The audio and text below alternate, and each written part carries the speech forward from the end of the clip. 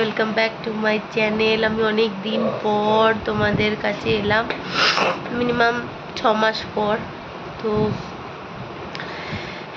একটা নিউজ তো এমনি তোমরা রিলসে পেয়েছো, আর ডিটেলসটা আমি তোমাদেরকে পরে একটা ছোট ভিডিও করে শেয়ার করব। তো আজকে আমার চেক আপ আছে, মানে 6 মাসের মাথায় এখন 6 মাসে পড়বো। তো আজকে ডাক্তার চেক আপ আছে, 1টা নাগাদ বেরোবো। এখন এই স্নান টান করে খেয়ে দিয়ে বেরাবো। তো আজকের ব্লগটা এখান থেকেই শুরু করলাম। এখানে বোন কাটাকুটি করছে, আর যার গরম পড়েছে, যা রোদ। তো চলো স্নান টান করি, তারপর রেডি ফেডি হই। আর আজকে আমার অ্যানুয়ালি স্ক্যানও আছে, বিকেল 5টার সময় টাইম দিয়েছে। তো নার্সিংহোমে কতটা দেখাতে কি পারবো না পারবো শেয়ার করব তোমাদের সাথে। তার মধ্যে ঠান্ডাও লেগে গেছে। এই তো কিছু বক্তব্য তোমাদের সাথে ক্লিয়ার করব, সেটা অন্য একটা ভিডিওতে। আজকে জাস্ট ব্লগ করছি। ব্লগ করার কোনো মানে সত্যি কথা বলতে মনোবৃত্তি ছিল না। বোন বলছে দিদি তুই কর, কেন করছিস না, তাই জন্য বোনের কথাতেই চালু করলাম। তো চলো, এখন 12টা বাজে, স্নান টান করবো, খেয়ে দিয়ে তারপরে বেরাবো। তো চলো সাথে থাকো। তো রেডি হয়ে গেছি এখন, আর এই মহারানী রান্না হয়ে গেছে। তো এখন যাবো, মিস্টার দাস আসুক, আসলেই বেরাবো। দিদির আজকে পেটটা ভালো বোঝা যাচ্ছে, টাইট জামা কাপড় পরলে বোঝা যায়। তো দাঁড়াও ব্যাকে দেখিয়ে দিই তোমাদের।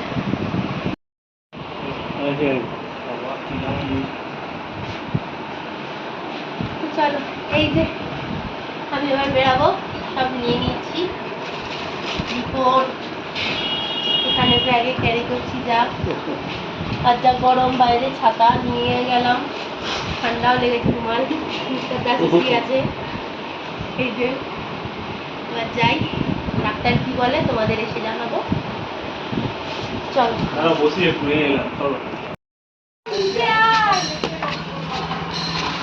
সব নিয়েছিস তো?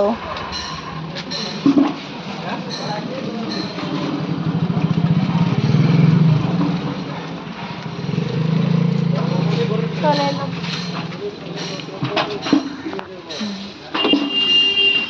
খেয়ে নিবি? দাঁড়া দাঁড়া।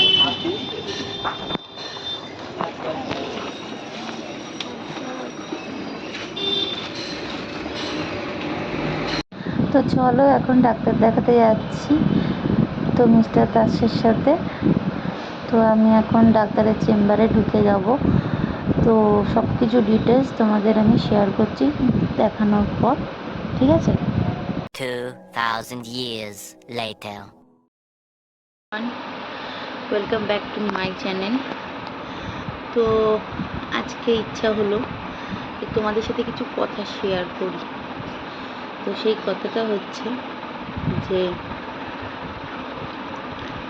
আমি তো কনসিভ করেছি, তা আমার এখন কনসিভের 6 মান্থ কমপ্লিট হয়ে 7 মান্থে পড়েছি। তো এর মধ্যে আমি একটাও ভিডিও করতে পারিনি, ব্লগও করতে পারিনি, কিছুই করিনি। জাস্ট হয়তো মনে হয় 2-1টা রিলস দিয়েছিলাম, তাও তোমরা বুঝেছো কি না জানি না, কেউ কেউ হয়তো বুঝেছো। তো আজকে আমার ডক্টর চেক আপ ছিল, আর আমার অ্যানোমালি স্ক্যানও হয়ে গেছে। তো অ্যানোমালি স্ক্যানে আমার রিপোর্ট সব কিছুই নর্মাল আছে, আর আমি এখন সুস্থ আছি, ভালো আছি। তো এই কটা মাস আমার মধ্যে অনেক কিছুই ঝড় বয়ে গেছে, তোমাদের সাথে সেটা ব্লগের মাধ্যমে শেয়ার করতে পারিনি, কেন আমি মেন্টালি ফিজিক্যালি কোনোটাতেই খুব একটা ভালো ছিলাম না। কারণ আমি যখন কনসিভ করেছি আমি জানতাম না যে আমি কনসিভ করেছি। সেই টাইমে আমার মাকে নিয়ে আমি খুব ব্যস্ত ছিলাম। আমার মা খুব প্রচণ্ড অসুস্থ ছিল, তোমরা হয়তো জেনে থাকবে। তো আমার মা তো এখন গত হয়েছে। তো আমার যখন কনসিভ করেছি আমি জানতাম না, তো ভেবেছিলাম যে আমি সেই টাইমেই আমার মানে ডেট ছিল। তা ডেটটা আমার সেই টাইমে মা তো মারা গেছে 9 তারিখে ফেব্রুয়ারি মাসে। তো ফেব্রুয়ারি মাসে আমার ডেট ছিল, সেই ডেটটায় আমার পিরিয়ড হয়নি। তো সেটা মিস হয়ে গেছিলো। সেটা মিস হওয়াতে আমি বললাম ঠিক আছে, মায়ের কাজটা মিটে গেলে হয়তো নিশ্চয়ই হবে। তারপরে দেখছি যে হচ্ছে না। তারপর আমার মাইন্ডটা না, মানে আমার শরীরটা কেমন ডিসব্যালেন্স পাচ্ছে, মানে খুব উইক লাগছে। তারপরে যেই টাইমে খাই আমি তার আগে খিদে পেয়ে যাচ্ছে। কোনো দিনও হয়নি। এই বিয়ের 5 বছর হয়ে গেছে, মানে কোনো দিনও হয়নি এই জিনিসটা। আমি অবাক হয়ে গেলাম এরম কেন হচ্ছে। তা আমি আমার হাজব্যান্ডের সাথে কথাবার্তা বললাম এটা নিয়ে।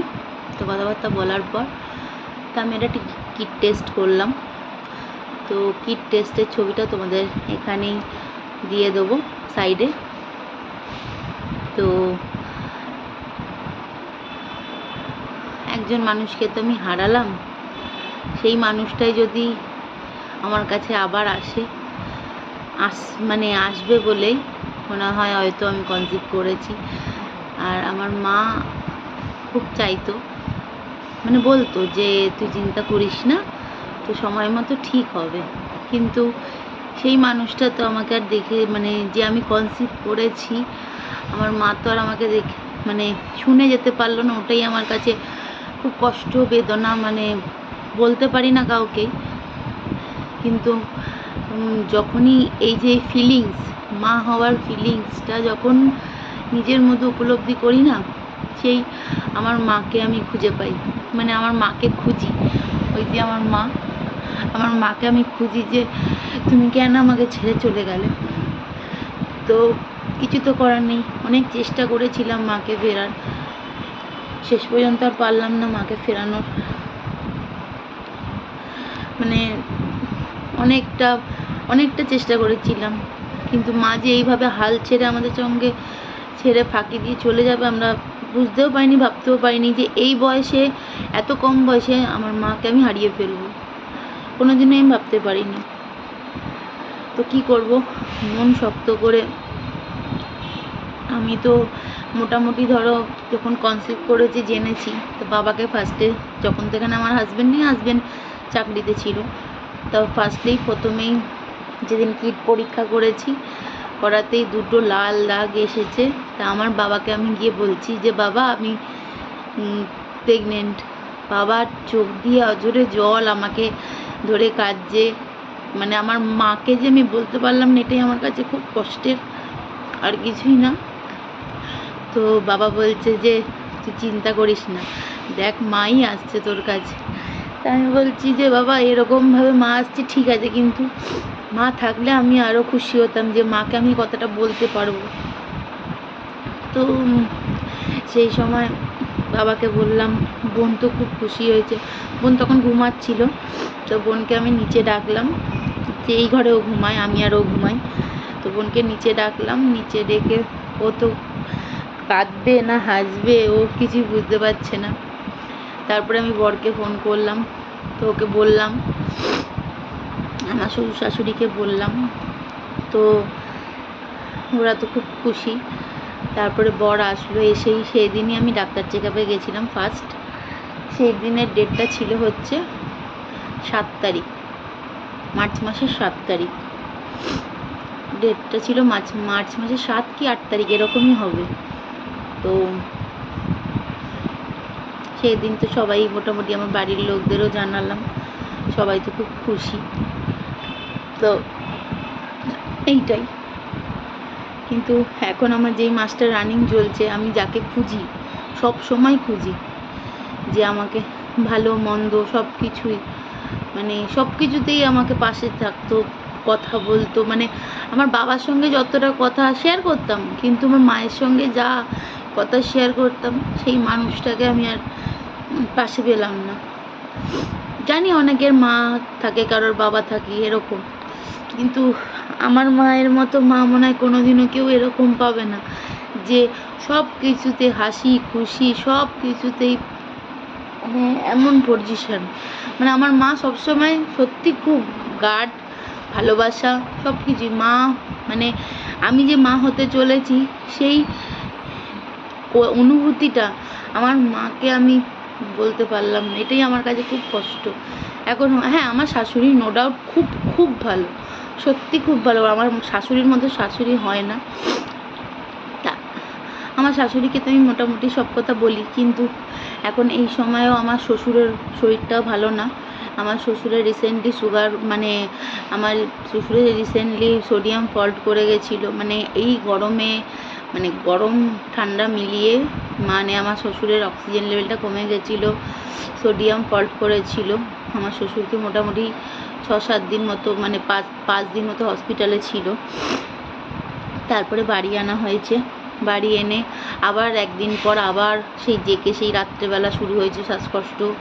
আবার আমাদের বেলুর হসপিটালে নিয়ে যাওয়া হয়েছে, ওখান থেকে অক্সিজেন দেওয়া হয়েছে, আউটডোরে মানে ডাক্তার দেখানো হয়েছে, সব করানো হয়েছে। এখন বাড়িতে বলেছে অক্সিজেন দিতে। অক্সিজেন মানে মেন কথা হচ্ছে বুকে আমার শ্বশুরের প্রচণ্ড পরিমাণে কফ জমে আছে। কফ জমে থাকাতে আমার শ্বশুরের ওটা থেকে আরও বেশি কষ্ট, তার মধ্যে উনি প্রেশারের রুগী, ওটাও একটা ব্যাপার আছে। তো আমার শ্বশুর আপাতত মোটামুটি ঠিক আছে, অক্সিজেন 3 বেলা করে নিউলাইজেশন নেওয়া হচ্ছে, 3 বেলা করে নিউলাইজেশন নিচ্ছে, ওষুধপত্র খাচ্ছে। এখন মোটামুটি আজকে দেখতে গেছিলাম, যেহেতু আমার আজকে চেক আপ ছিল, ওখান থেকে বাড়ি গেছিলাম, তো শ্বশুরের সঙ্গে দেখা টাকা করে ফিরে এসেছি। তো এখন শ্বশুর ভালো আছে। মানে আমাদের মধ্যে দিয়ে কী ঝড় যাচ্ছে না আমরাই জানি। এদিকে আমি প্রেগনেন্ট, আমার শ্বশুরেরও শরীর ভালো না। তারপরে এই একটা বড় ঘটনা আমার ওপর দিয়ে চলে গেল, যে আমি আমার মাকে ছেড়ে দিই, মানে আমার মা আমাকে ছেড়ে চলে গেল। মানে একের পর একটা মানে বলে না, কোনো কিছু ভালো খবর ওর আসলে খারাপ খবরও থাকে, মানে আগে খারাপ খবরটা আমার কাছে এলো, তারপরে ভালো খবরটা এলো। সেই ভালো খবরটা আমি আমার মাকে শোনাতে পারলাম না। হ্যাঁ, আমার মা বলে গেছিলো যে তুই চিন্তা করিস না, সব ঠিক হবে, সময় হলে সব কিছু হয়। তো এইটাকে আজ আমার কাছে আফসোস যে আমার মাকে আমি বলতে পারলাম না।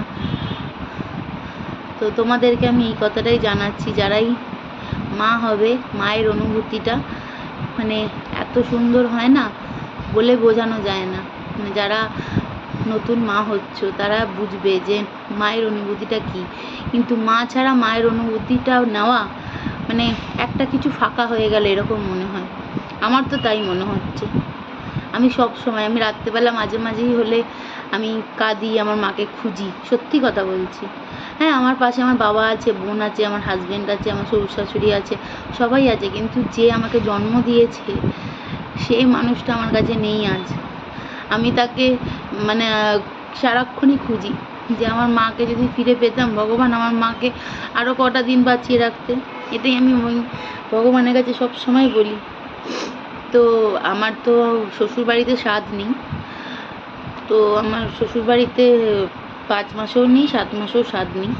তো আমার তো এখন 6 মাস কমপ্লিট হয়ে গেছে। তো আশা আছে যে 9 মাসে আমার এই বাপের বাড়ির স্বাদ দেওয়ার কথা। এবার জানি না, ওপরওয়ালা জানে যে 9 মাসের স্বাদটা আমার বাপের বাড়ি থেকে আমি খেতে পারবো কি না।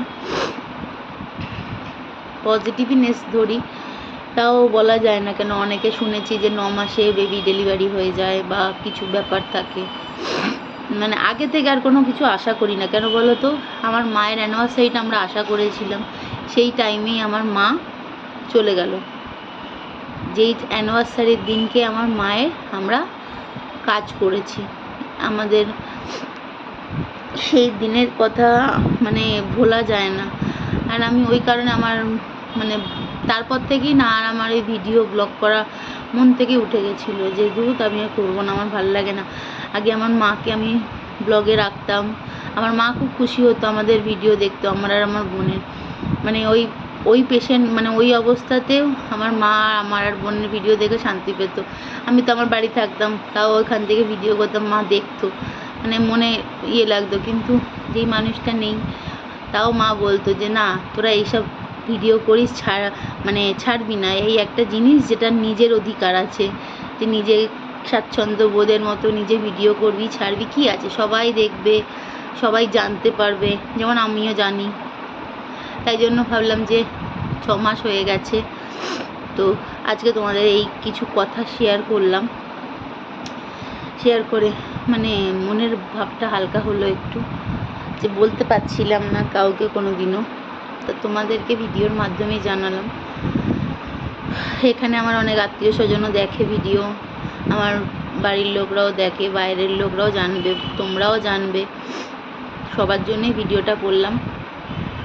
তো মোটামুটি আত্মীয় স্বজনরা জানে, এখন জানে। তো এইটুকু কথাই তোমাদের বললাম। অ্যানোমালি স্ক্যানের রিপোর্টটা আমি পরে যদি পারি তো এবার থেকে ভেবেছি যে ভিডিও করা শুরু করব, তাই আজকে সেই ভিডিওটা করলাম। একটু অনেক বড় হয়ে যায় ভিডিওটা, কষ্ট করে তোমরা দেখে নিও, যদি ভালো লাগে তো ভিডিওটা পাশে থেকো, আমার সাথে থেকো। আর আমার এই প্রেগনেন্সি জার্নির আর বাকি যেই কটা মাস আছে সেই কটা মাস তোমাদের সাথে তুলে ধরবো। যদি ভালো লাগে দেখো, লাইক করো, কমেন্ট করে জানিও। আর যেদিনকে ডাক্তার দেখাতে গেছিলাম একদিন, সেটার ভিডিও করেছি, এর সঙ্গে আমি অ্যাটাচ করে দেবো, তোমরা সেটা দেখো। হ্যাঁ, তো আর বেশি কিছু বললাম না। কালকে থেকে আমি ডেলিকার ব্লগ শুরু করব, আমার বোনও অনেক দিন ধরেই বলছে। তো মাইন্ড ঠিক না থাকলে কি বলো, কি করে ভিডিও হবে বলো। আর শরীরও ভালো, মানে একদিন ভালো তো একদিন খারাপ, একদিন ভালো তো একদিন খারাপ, এরকম মোটামুটি 3 মাস, 3.5 মাস কি 4 মাস ধরো আমি সেরকম খাওয়া দাওয়াই করতে পারিনি, মানে ঠিকঠাক খেতেই পারিনি বলতে গেলেই চলে। এই 5 মাসে পড়লাম যখন, তখন একটু একটু মাছ খাচ্ছিলাম, একটু খেতে পাচ্ছি। আর এই 4 মাস আমি সেরকম কিচ্ছু খেতে পারিনি, কিচ্ছু না। মানে ওই যে বলে না ডাল ভাত আলু ভাজা, এই সব দিয়ে আমার চলেছে। মাছ তো আমি খেতেই পারিনি, ডিম মাংস তো দূরের কথা, আমি এসব খেতেই পারিনি। এত মানে আমার ওই সব খেলেই বমি পাচ্ছে, এরম ব্যাপার হয়ে গেছে। তো আমি সেসব ক্লিপ তো তুলিনি, তোমাদের কাছে শেয়ারও করতে পারিনি। জানি অনেকে প্রেগনেন্সির জার্নির ভিডিও দেয়, ব্লগ দেয়, কিন্তু আমি দিতে পারিনি। আমি তোমাদেরকে বলছি, এই বাকি কটা মাস যে আছে, এই কটা মাস তোমাদের সাথে আমি শেয়ার করব, দেখো, আশা করি ভালো লাগবে। তো চলো, এইটুকু কথা বলে শেষ করলাম। তো কালকে থেকে আবার নতুন ব্লগ দেখতে পাবে তোমরা। টাটা, ভালো থেকো সবাই, সুস্থ থেকো।